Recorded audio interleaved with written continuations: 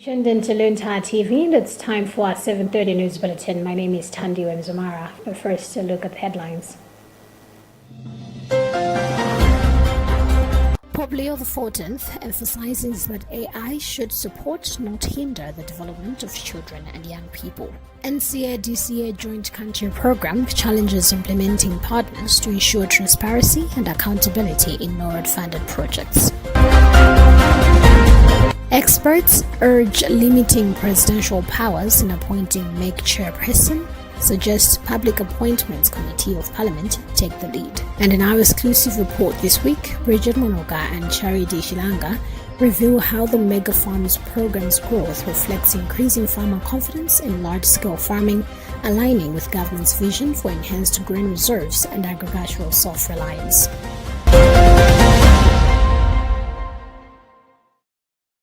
We do have the details to these stories and more to stay with us.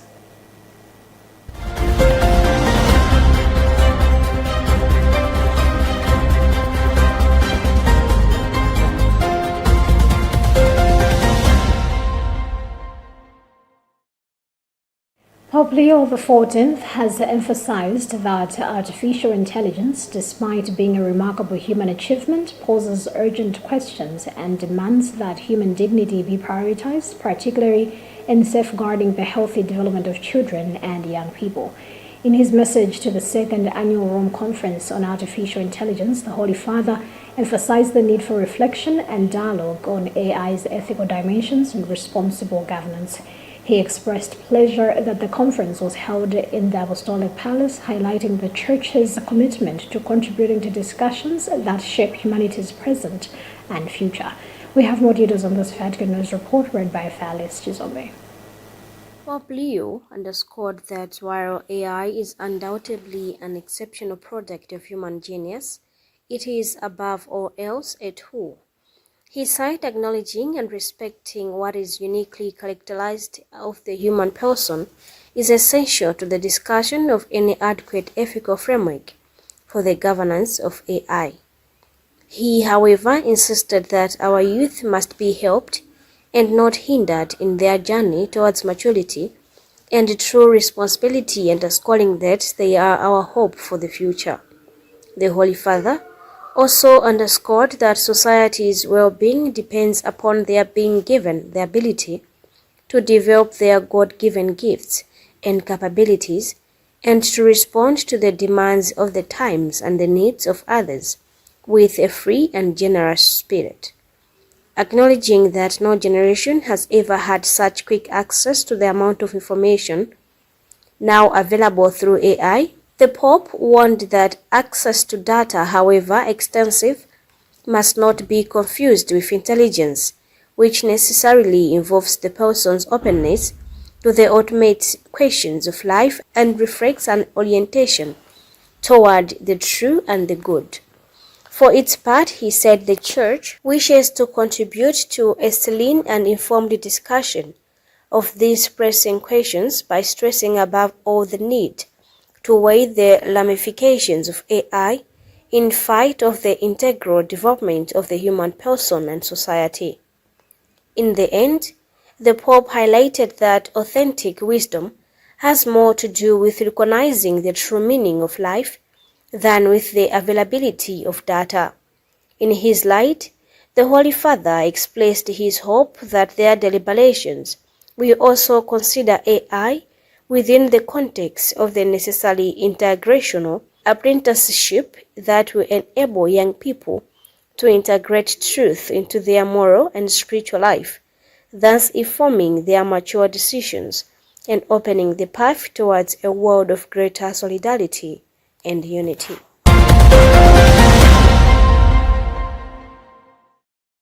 The Malawi Conference of Catholic Bishops, MCCB, will mark the Jubilee year on June 25, 2025 with the theme Pilgrims of Hope. According to Father Valeriano Mseka, MCCB Secretary General, the celebration will follow their annual plenary meeting. We have more details on this report filed by Emmanuel Shuwucha. Pope Francis officially launched the Jubilee year on December 24, 2024, inviting all Catholics worldwide to engage in various activities and celebrations. In Malawi, different congregations professional groups and associations have already marked their Jubilee celebrations, and now it is the turn of the bishops. Father Ntseka emphasized the significance of the Jubilee year, noting that Pope Francis considered it important for everyone to take part. It is now time for the bishops to celebrate the Jubilee, he said. The Malawi Conference of Catholic Bishops, MCCB, is inviting all Catholic faithful to actively participate in the Jubilee activities. And this is going to happen within the week in which the bishops are having their annual plenary. And so they set aside 25th June as the day when they will come together, reflect on their role as bishops, as shepherds, but also try to look at how best we can work together, or they can work together with the Christians as well as the priests and all other agents of evangelization, so that we try to live the spirit of the synod of synodality. And the facilitator for this day, with regard to the reflection that will be given, will be Right Reverend Raphael Cube from Zimbabwe, the Diocese of Hwange. The Jubilee year is a significant occasion for Catholics, providing an opportunity for reflection, prayer, and celebrations. Through these celebrations, the Catholic Church in Malawi aims to deepen the faith of its followers and promote unity among its members. The event promised to be a meaningful experience for the Catholic community in Malawi, bringing together bishops, priests, and lay people to celebrate the Jubilee year. By participating in the Jubilee activities, Catholics can renew their faith and contribute to the spiritual growth of their community. The MCCB invitations to all Catholic faithful to participate in Jubilee activities underscores the importance of this occasion. As the celebration approaches, Catholics in Malawi are preparing to come together and mark this special event in a spirit of faith and joy.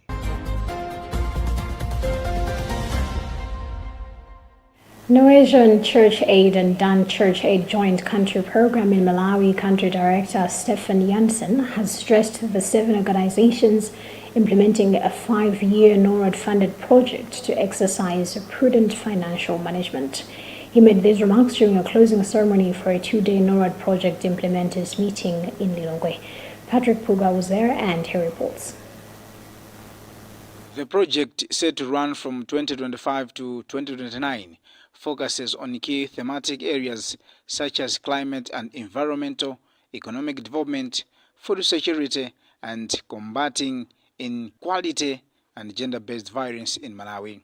This new initiative builds upon the successes of the previous 2021 to 2024 framework, which prioritized addressing gender-based violence, reducing inequality, promoting climate-smart economic empowerment, and responding to humanitarian needs. Yashen has urged the organization's implementation, the NORAD-funded project, to use funds responsibly and optimize their work processes, citing concerns over potential misuse of funds.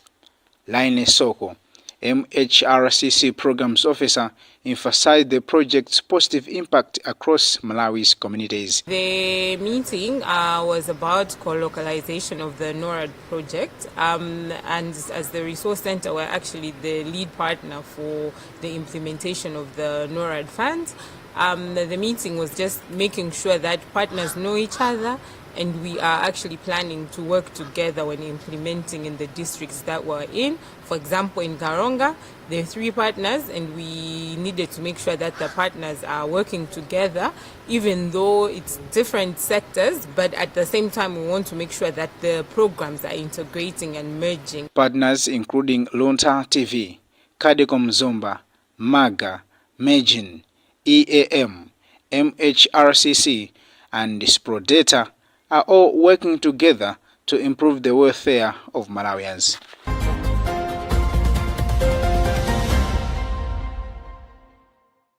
Good governance expert Victor Jibofia and legal expert Benedicto Gondoe have suggested that the appointment of the Malawi Electoral Commission main chairperson should be the mandate of the Public Appointments Committee PAC of Parliament to prevent negative public perceptions. The two were commenting on the public perception surrounding the president's power to appoint the main chairperson while also being a candidate in the same election. We have more details on this in this report by Gift Kalonga. Good governance expert Victor Chipofia notes that the president's direct involvement in elections creates a conflict of interest when appointing the MEC chairperson who oversees electoral processes. Chipofia also questioned why Justice Chifundo Kachali was removed despite his strong performance in the 2020 presidential election, saying such actions can fuel negative public perceptions about the presidential appointment of the MEC chairperson. Like right now, the president has got the power to choose Justice Annabel Taliman when there was Justice Chifundo Kachali. Why was Justice Chifundo Kachali removed? Why was Annabel replaced? Why was Annabel chosen to replace Chifundo Kachali when Chifundo Kachali had performed very well?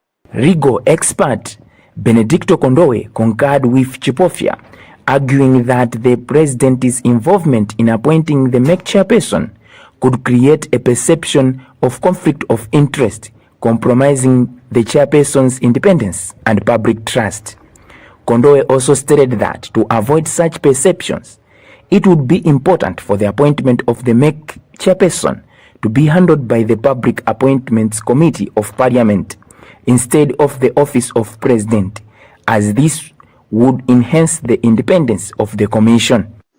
And we haven't had a situation since the establishment of Malawi Electoral Commission that the president has declined a nominee by the Judicial Service Commission. So yes, the law provides for balance and checks because the initial nomination comes from the Judicial Service Commission. The development follows demands by citizens for credible elections for the MEC chairperson Justice Annabel Ntanimanja and Chief Elections Officer Andrew Mpesi to step down. For Luntha News, this is Gift Kalonga.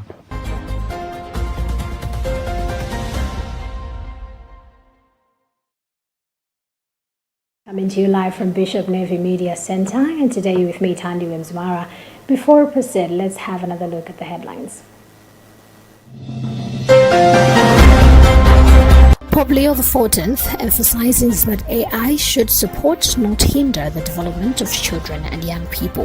NCA-DCA Joint Country Program challenges implementing partners to ensure transparency and accountability in NORAD-funded projects. Experts urge limiting presidential powers in appointing MEC chairperson, suggest Public Appointments Committee of Parliament take the lead. And in our exclusive report this week, Bridget Monoga and Charity Shilanga reveal how the Mega Farms program's growth reflects increasing farmer confidence in large-scale farming, aligning with government's vision for enhanced grain reserves and agricultural self-reliance. Proceeding with the news, Secretary General of Swedish Development Partner Individual Human Rights IHR, Gabriela Fredriksson, has praised the Foundation for Civic Education and Social Empowerment FOSIS for its community training initiatives in Senior Chief Inkosi Jantunya's area in Malaga District. Fredriksson made the commendation on Thursday during a visit to projects implemented by FOSIS in the Kankao area of the district. We have more details on this report, followed by Andrew Nandolo. During the tour of FOSIS projects, including tailoring, village savings and loans, and homegrown vegetable gardens, Gabriela expressed her organization's desire to see the communities becoming self-reliant. She encouraged FOSIS to give beneficiaries the autonomy to choose their own projects, emphasizing that this approach would foster ownership and sustainability. I think what's important is to do things that help you to be independent and sustainable. So not being dependent of us, but dependent of yourself and being able to drive that. So it's to demand that you can actually do things that you decide what is the best, not the donor to decide what is best. I think that's an important thing, an important message. Was to continue to listen to what people want, so that we understand their needs and can support in the way that people. FOSIS projects coordinator noted that Their initiatives target vulnerable groups, including gender-based violence survivors, out-of-school youth, and women undergoing vocational trainings like tailoring. She expressed gratitude for the delegation's visit, stating that it would motivate beneficiaries to work harder and allow for SES to identify and address existing gaps. Today we were hosting a delegation from Sweden, actually from IAM or Swedish Development Partners. Our recommendation is that we really appreciate their visit because both us and the people have seen the importance of the project and the value for the people that they've come all along the way, because the rights holders expressed themselves that they still lack support in other areas. For example, gender-based violence issues, that is one of our core business, to make sure that no one is being victimized in the village. For the training, saying it will empower them to become self-reliant. They noted that previously they relied heavily on their husbands for financial support. Nchirima added that the vegetable gardens will provide their families with balanced diet, improving their overall well-being. Tumata kutenga masambaja ndikumaphika pakhomo pathu ena akakhola phuka ambiri tumata sugulisa tizipeza ndalama kuti zikabanka kuti ku banki kuja. The one-year project is set to benefit approximately 500 individuals in 3 group village headman areas, Manjanja, Siria, and Madirana, under the jurisdiction of Senior Chief Inkos Chantunya in Balaka District. Reporting for Balaka, this is Andrew Nandolo. The 2022-2023 farming season marked the launch of Malawi's Mega Farm program, starting with 200 farmers cultivating 13,000 hectares of maize, yielding 43,000 metric tons to boost national food security. In its second year, 2024-2025 season, the program has grown significantly to 950 farmers managing 43,000 hectares, more than triple the previous area. While harvesting is ongoing, the expected output is approximately 200,000 metric tons of maize. The initiative covers multiple value chains, including crops, livestock, horticulture, and aquaculture, to boost production, reduce imports, and enhance food security and promote exports. This exclusive report by Bridget Manoga and Charide Shilanga highlights how the program's expansion shows growing farmer confidence in large-scale mechanized and irrigated farming, aligned with the government's goal to strengthen Malawi's grain reserves and agricultural self-sufficiency. The government's Mega Farm initiative is not only boosting Malawi's national food reserves, but is also creating life-changing economic opportunities for participating farmers and their communities. Farmers from areas like Imponela and Bowe in Lower District are already witnessing tangible benefits from the program, describing the experience as Tikusimba Lokoma, a sweet and rewarding outcome as the fruits of their labor under the Mega Farm project begin to show. At Bowe in Traditional Authority Chakaza, one of the beneficiaries, Wilson Zimba, cultivated 112 hectares of maize during the 2024-2025 agricultural season. With harvesting underway, he anticipates producing approximately 10,000 bags of 50 kilograms each, a significant yield by local standards.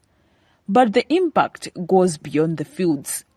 The farmer revealed that the initiative has improved his household income, enabling him to purchase goods and materials that were once beyond his reach. 112 hectares. 112 hectares,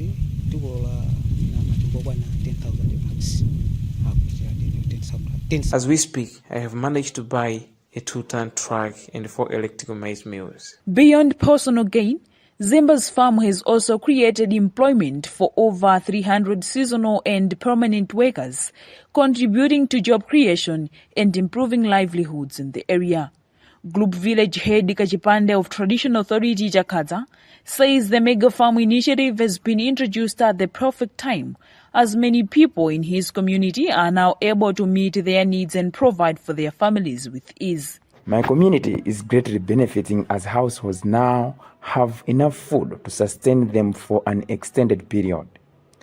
What's more, these farmers have access to reliable markets for their produce. I am also pleased that they are creating employment opportunities for others, as the large scale of these farms requires additional labor. Meanwhile, other mega farm beneficiaries across Doha have echoed similar success stories, highlighting increased productivity, better access to farming equipment, and reduced dependence on rain-fed agriculture due to improved irrigation facilities under the program.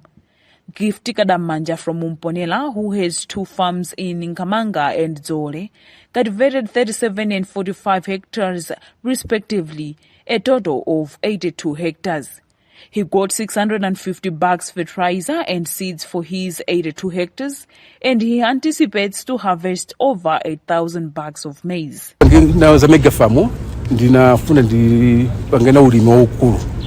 the past, I only farmed a small portion of my land, not because I lacked space, but because I didn't have the necessary resources.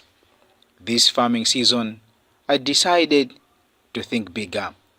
When I heard about the Mega Farms initiative, I applied and was fortunate to be selected. As government plans to scale up the initiative in the next farming season, such testimonies offer a glimpse into how the mega farms are not only ensuring food security but also stimulating rural economic growth, turning smallholder farmers into agro-entrepreneurs capable of transforming their communities. Currently, more than 48,400 hectares are under cultivation, producing key crops like maize with yields supporting local consumption, the National Food Reserve Agency, NFRA, and export markets. Only 200 mega farmers, and we produced about 13,000 hectares of maize, and we harvested about 43,000 metric tons as a contribution to the food basket of the country. In year 2, which is this year, 2024-25, we grew to 950 mega farmers, and we also produce on 43,000 hectares. Because harvesting is in progress now, but our estimate is that we may produce something like 200,000 metric tons as a contribution to the food basket of the country. The government, through the Ministry of Agriculture, is providing technical support, subsidized farm inputs, and access to affordable financing to participating farmers. It is also facilitating the development of irrigation infrastructure to ensure year-round production and reduce reliance on rain-fed agriculture. Furthermore, efforts are underway to strengthen linkages between farmers and both local and international markets by promoting value addition and agro-processing. This morning, we have visited 2 mega farmers in Doha West, those who have benefited from the funds that they are accessed through the Mega Farm Anchor Farm Support Unit. This is one of our projects and programs that we are running to help farmers in Malawi produce more to help meet the food security issues, wealth creation, as well as mitigate the impact of climate change in the country. Now, the 2 farmers that we met, one is the first time they're accessing it, the other one is the second time accessing. But the good thing is that they are all paying back what they got from the Mega Farm Support Unit, which is extremely good. Now, apart from accessing and paying back, we've also seen that these are few of the farmers that have been extremely lucky because the impact of climate change hasn't affected them much. The yield is going to be good. As you can see, it's just one of the piles, but the crop size is very impressive. The Mega Farms initiative also supports poultry farming, focusing on local breeds, broilers and layers in all districts across Malawi. One example is Chipala Poultry Farm in Insalu, Lilongwe, run by 3 brothers. The farm keeps over 42,000 chickens and produces about 1,200 trays of eggs every day, making it one of the biggest poultry farms under the program. One of the directors, Mwashumu Chipala, said they received a 500 million kwacha loan from the Mega Farms Support Unit. This helped them buy important equipment like feeding machines, climate control systems, and egg handling tools. Got a loan of 500 million from the Mega Farm unit. We really appreciate that amount has enabled us to buy cages in 3 houses. One house here at Nsalu Farm and the other 2 houses at Chiteze Farm.